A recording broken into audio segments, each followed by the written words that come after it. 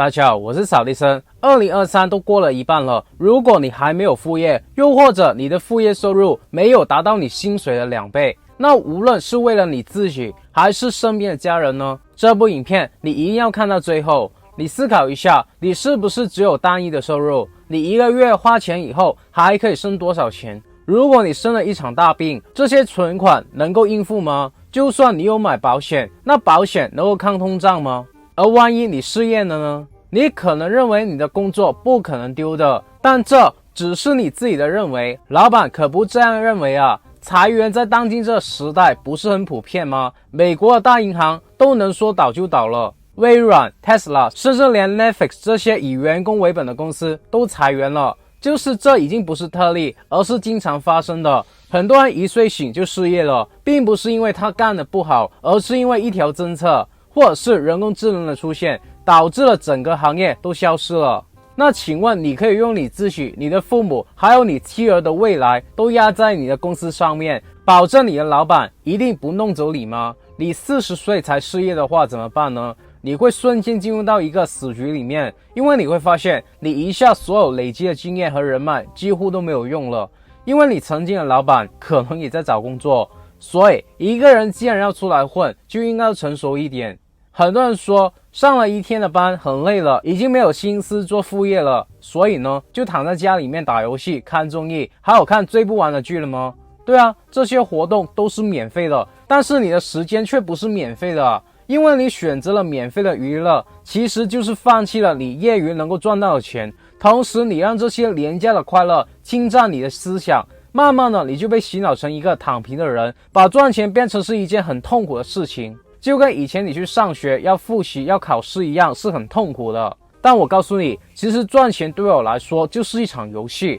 我赚到的钱就是我游戏里面的积分，而且这些积分呢是实实在在的，可以让我拿去爽的东西。比如说我可以拿去投资房地产，让租金的收入来供养我，让我实现真正的躺平。又或者我可以开我喜欢的车，在现实里面有很多的特权。所以如果你跟我一样是一个很懒惰的人，你更应该要从副业开始去做，因为这是唯一一个你不需要辞职，但同时也可以让你发展起你自己事业的方法。当你的副业收入大于你打工的钱，你的人生就会有更多的选择，可以辞职，可以自己当老板，更可以拿这笔钱去投资。而我说的副业不是叫你去楼下的便利店、麦当劳上班，而是想办法用你的兴趣爱好去赚钱，做你自己真正喜欢干的事。等一下我讲的话，如果你能够听懂，这也许是你人生第一次不会生活的工作，你就会发现自己身上的闪光点，你会发现你的财富会不知不觉的瞬间暴增。所以不要觉得不好意思了，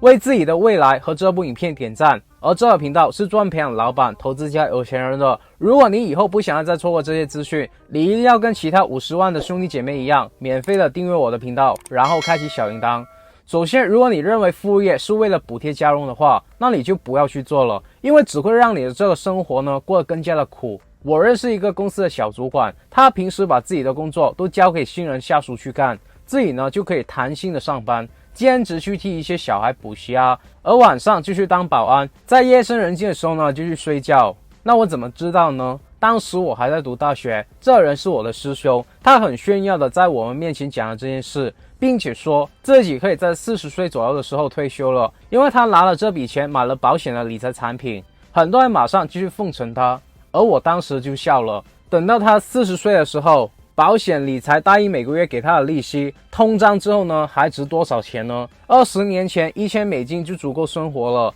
现在这$1000算什么呢？你想要拿保险的本金出来还亏钱了，对吧？他把他自己赚的钱 all in 去买保险理财，不是傻子吗？但这我都先不评论了。你想要知道保险能不能买，买什么的话题呢？有兴趣你自己等一下去看我之前的影片。我想说的是，你这个人能够熬到40岁再说吧，根本就是本末倒置。他这种就是典型处于上班升职已经到顶了，薪水涨不了多少，只能欺负新人的状态。很多人像他这样才开始副业的。但我想要问，他这样的工作状态，难道老板都跟他一样是傻子吗？一个人能够成为老大，他一定是全公司里面最聪明的人。有些人总觉得自己比老板聪明，那为什么你还要替我们干活呢？对吧？我自己做公司，有些员工待在公司里面一点用都没有的，但我还是选择把他们留下来，因为公司里面有的人就是负责干活的，冲业绩的，而有的人呢就应该像他这样拿来帮我避税的，反正税也是要交上去的，倒不如多请一个人作为公司的支出，让他来拍拍我的马屁，帮我倒茶，跑跑腿，对吧？这种人呢，一旦我们看不顺眼，或者影响到公司真正的利益，甚至我们收入减少了，不需要交那么多的税了，那我们随时都可以把他 fire 掉的，能够听懂吗？这种人到时候丢了正职，他的副业还不够交保险费呢。但你不要误会我的意思，我并不是说这种人不适合干副业，相反的，更应该要去干。记着，你做正职的目的呢，是为了生存，而干副业呢，是为了发展。一般你出去找个正职，基本上都是饿不死你的，所以生存的问题很容易解决。但是当你一无所有的时候，你应该要做的就是累积资源。很多人认为他自己没有机会致富，就是因为他没有钱。听起来呢好像很合理，实际上这句话的意思就是你没有钱的原因是因为你没有钱。我们说金钱只是其中一个资源，我们想要发展起来真正属于自己的事业，就要看你的人脉、经验、声誉等等的资源，而且还需要看你懂不懂把这些资源变现。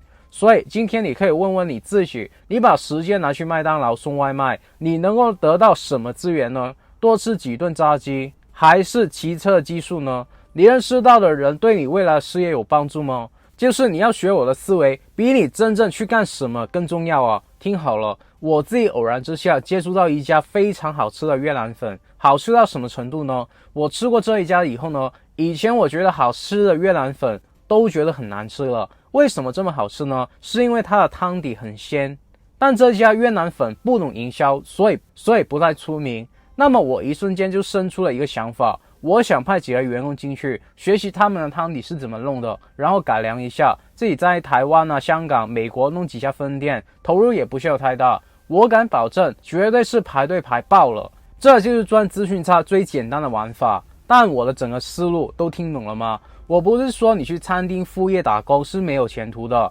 而是看你要图的是什么。如果你图的只是快钱，那真的不怎么有前途。但如果你图的是背后的技术、配方、商业模式，那就不一样了。李嘉诚当年在香港的茶楼当小二，人家却在里面认识到很多早上喜欢喝早茶的老板，学会了投资和做生意的思维。换作是你呢，学会怎么倒茶、擦桌子，那这能帮你成就什么大的事业呢？记着，当你什么都没有的时候，非常迷茫的时候，读书学习、投资自己的大脑就是最好的副业。所以既然要是做副业，那么我们就没有太多的时间花在上面，最起码它不应该是耽误你的本职工作的。然后呢，这个副业还应该是有发展性的，最后这个副业应该是你喜欢的事情，因为大多数人的正职都不是自己喜欢的。现在有一个机会让自己选择一个副业，那肯定是要选自己喜欢做的啊。我问你，你有没有见过一个送外卖的、清洁的，还有在酒店帮人家拿行李的人一夜暴富呢？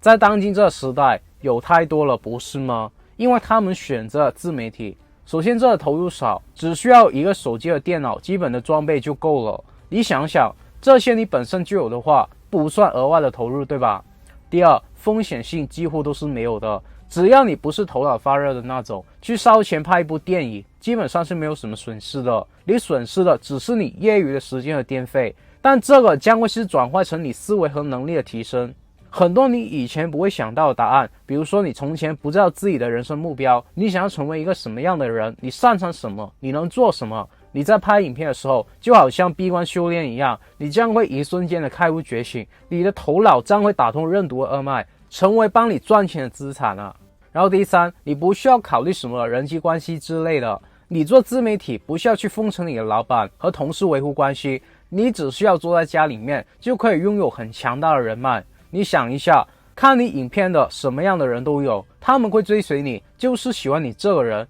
你就相当于把自己免费的推销给全世界的人。你生活圈里面基本上是不可能接触到这么优质的人才的，而这些人才资源就会成为你的资源，这些人脉就会变成你的钱脉。第四，你可以免费推广你的产品和服务，你的影片就好像一块地皮一样，只要有人观看你的影片，你就会躺着收到钱。而我说的不仅仅是广告费，而是在玩 YouTube 上有25亿人，如果每人给你1块买你的产品和服务，你就会有25亿美金。1万粉丝，每人给你1000，你就会有1000万。今天你业余去开一家门店，光租金就没了几千美金了，你还要去囤货、付薪水，一大堆的杂费，你还没有赚钱就投了半辈子的薪水进去，一个疫情你就没了。这个既然很多人愿意去辞职去做，所以别再骗自己了。当实体生意、股票、基金、比特币、外汇等等都在经济最差的这段时间崩盘了，我和我的弟子却可以年赚7位数美金，生意反而越赚越多。因为我们有一个让客户追着我们跑的品牌，甚至我们不需要露脸。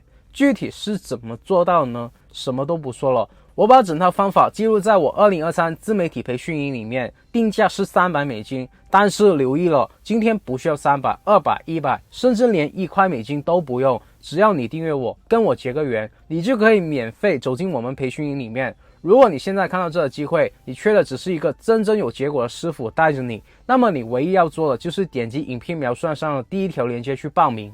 我告诉你，自媒体将会是现在和未来最大的趋势风口。那么当越来越多的人进入到这个行业的时候呢，就会衍生到很多高值的副业。各位想不想跟我和我的弟子做生意，赚我们的钱呢？你知道当今这个时代最缺的是什么人才吗？会产生内容的人才。你很幸运看到这里，因为你将会获得一个改变你命运的武器。如果你让我一辈子只能修炼一门技能，我选的一定是写作。这个世界最可怕、最残忍的是什么？有人说是战争的屠杀，但你知道吗？其实一支笔比你那把枪，甚至比那个原子弹更加的可怕。你以为武器的强弱就可以决定政权，但拿武器的人呢，却需要听拿笔的人的命令的。因为文字和语言才是真正可以统治人类思想最强的武器，文字才是真正可以杀人于无形的功夫。你今天不一定是为了产品的功能去付款，但你可能不知不觉的被一个销售的语言说服了，刷爆了你的信用卡。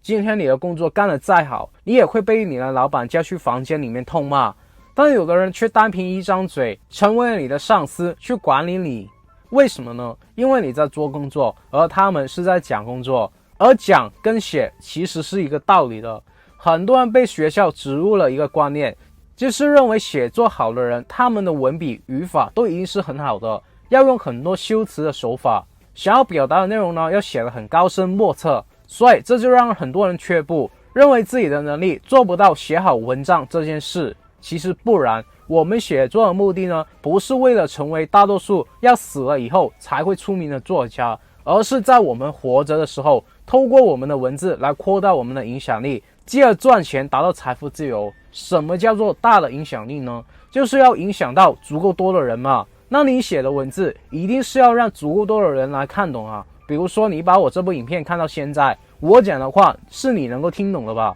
那么有10万人被我影响到去做副业，做自媒体，那我文字的影响力就有10万人。但你会发现，我的文字并没有用很复杂的词汇，也没有用很复杂的修辞，只是像跟朋友聊天一样。有的观众呢还会笑我的中文说得不清楚，但这并不影响我写作威力。为什么一个人想要混得好，一定要懂得写作呢？因为写作让你想得更加的清楚，你的思维才会得到改变，你的行为呢也会跟着得到改变，这样你的结果才会跟着得到改变啊。以前你的思维被电视剧、电影、广告、网红，就是被你关注的东西改变了。而当你去写作，整理思路，把模糊不清的知识，把你以为自己懂的知识变成是你的思维系统，然后用你自己的简单语言说出来的时候呢，你其实就是从被影响的人变成影响别人的人，这个才是最赚钱的。所以你想要去做副业，首选呢一定是可以提升你写作技能的副业。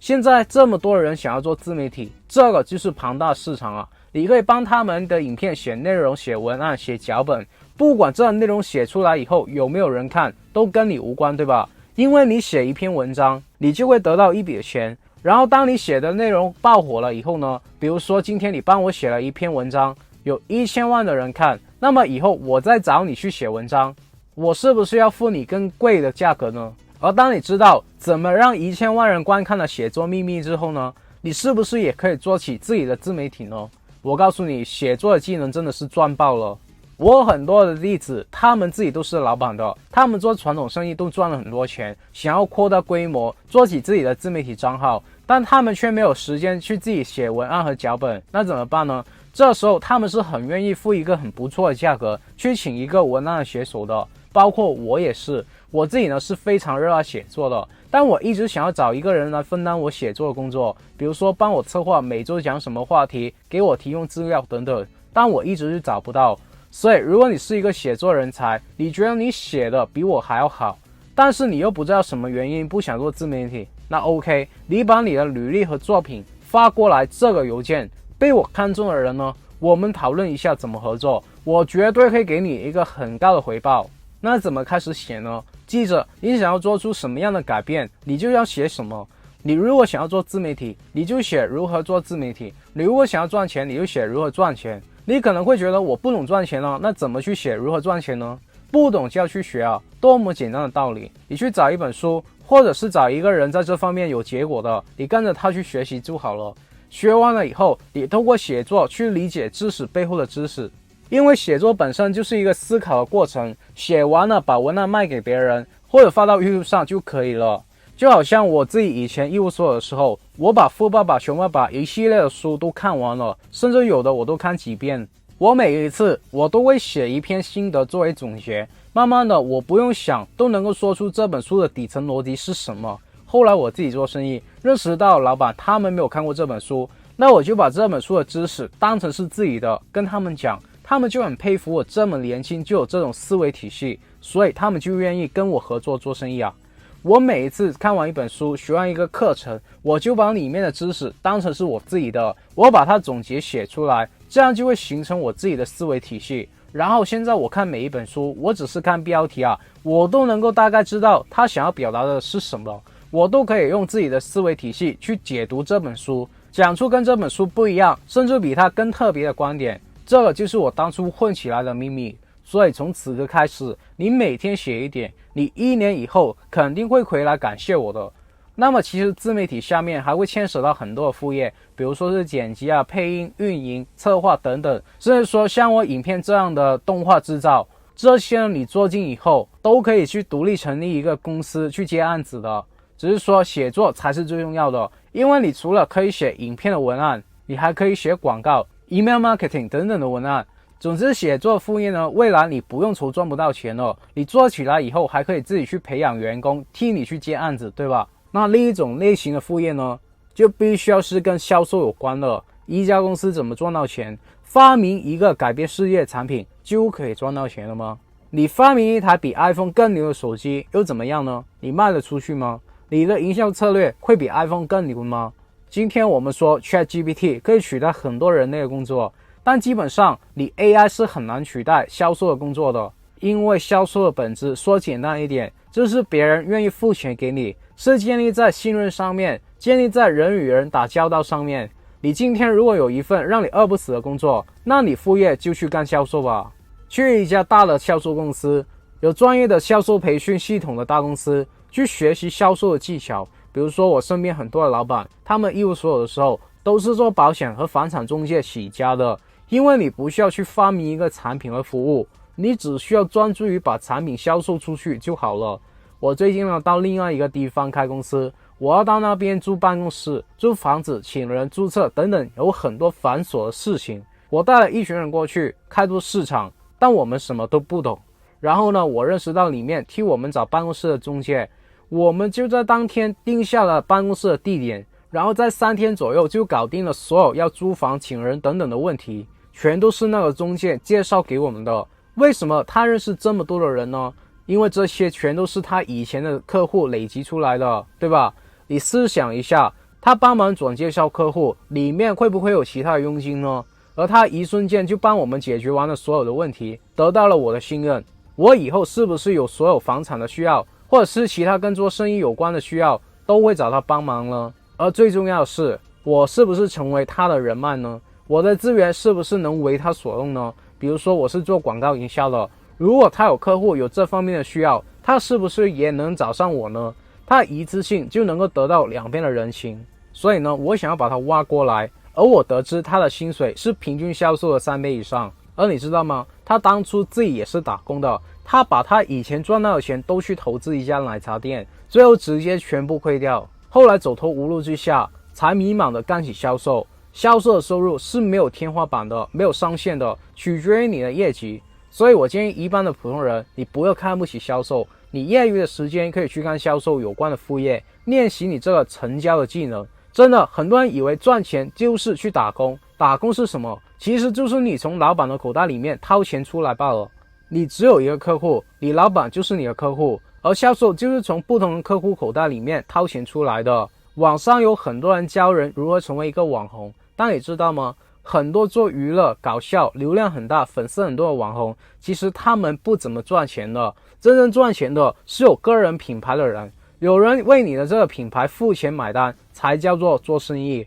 不然只是替 YouTube、IG 等等的自媒体打工罢了。而这两者的差别就是懂不懂营销的技能。为什么有无数的素人可以在之前通过卖 NFT 发财呢？为什么一些明星在娱乐圈默默的耕耘，到头来他们在互联网赚到的钱比他们以前赚的钱多几百倍呢？比如说刘畊宏、陈亦儒，为什么都做起自媒体呢？为什么有无数几岁的小孩只是把打游戏玩玩具的过程拍成影片就可以年赚过亿美金呢？而大多数的成年人每天兢兢业业的上班，连一辆保时捷都买不起呢？别说是因为别人幸运的话了，你想过为什么你这么的不幸呢？是因为人家抓住了自媒体的趋势，而你还在原地踏步。你不是不相信这能够赚到钱，因为已经有无数的人赚到钱了。归根结底，你只是不相信自己能够赚到这个钱，因为你觉得自己不懂创业、营销、吸粉什么的，又没有任何的粉丝、任何的兴趣、任何的技能，长得又不帅不美，甚至没有钱，更没有任何的想法，所以你就否定自己。但我告诉你，所有的一切都只是熟能生巧罢了。你害怕自媒体创业会失败，难道你就认为你做实体生意会成功吗？自媒体不需要你有钱有人脉，更不需要你去招员工租店，基本上你最大的成本就是你的电脑和你的时间。但只要你跟我其他的弟子一样，在前期努力打造自动赚钱的机器，我们后期都是越懒惰越赚钱的。所以如果你不希望自己摸索，然后没有结果就放弃了，你希望有一个真正有结果的互联网老板带着你，有一个创业的系统和方法，让你科学化的去复制。你不需要有任何做营销、创业、变现、产品的经验，也不需要懂得 SEO、剪辑、设计、写文案背后复杂原理，你只需要听话，照着去死磕，你都可以跟我其他的弟子一样，去建立一个让客户追着你跑的自动化赚钱品牌。我会把我创业所有的心法，还有一些方法，包括怎么引流、SEO、把流量变成钱等等，完全的在商学院里面告诉你，永久的带着你去创业。如果你有机会走进商学院，我们还会有一个几千人的商圈群组，大家可以在里面互相分享赚钱的第一手资讯、资源、人脉。你现在加入，还可以获得我们财富自由品书会永久会籍，你直接听我们团队为你拆解100本书的精华思维，你还会获得我们价格上很大的优惠。但是这些优惠呢，我们真的要取消了。之前是因为想让更多还没有资金的人有足够的时间加入我们大家庭，但是现在内容将会大幅度的更新，所以很多大礼包和优惠都会取消了。所以有心想要成为我弟子，学到我看家本领的，赶快在影片描述上的第2条链接加入吧。好了，有什么问题可以给我留言，只要你们在我今天说的内容里面找到1-2句话是有用的，能够帮助自己的人生过得好一些，我就心满意足了。那么接下来每周四8点30分，我都会继续分享关于成为富人、企业家、投资家、达到财富自由的免费信息。如果你不想要错过，我还是呼吁你订阅我的频道，然后打开小铃铛，然后无私的把影片分享出去。我真心的祝福为这部影片点赞的兄弟姐妹们早日达到财富自由。好了，我们下个礼拜不见不散，拜。